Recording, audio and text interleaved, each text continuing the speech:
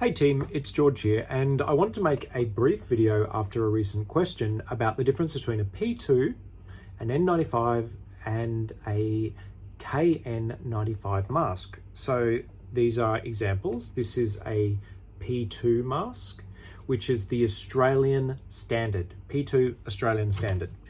Then we have the N95, which is the American standard. These are sometimes called a duckbill mask because they look a little bit like a duckbill.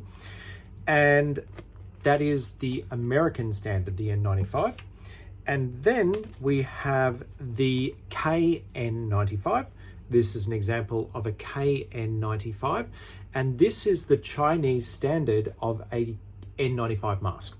For essential purposes, the N95, the KN95, and the P2 are all pretty much the same. They're all going to offer you the same level of protection. The most important thing is to make sure you have a really good seal. So it needs to absolutely be squished down over the nose. That goes over the ears. Maybe, yeah, goes over the ears. And it has to be really firm against the face here. Okay? Now, the reason this question came up is because there are some manufacturers who are selling cloth masks that they then talk about inserting an N95 filter into that. In theory, if every breath you took in went through the filter, that would be the equivalent of an N95. However, when it's a cloth mask, you need to think about the path of least resistance. So you've got a suction and you've got a filter, and then you've got cloth around the filter.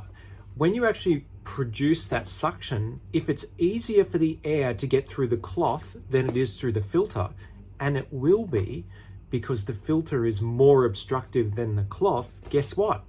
Nothing goes through the filter and everything goes around the sides. So it's all good and well to say that you've got a cloth mask with an N95 filter in it. However, it doesn't turn it into an N95 mask.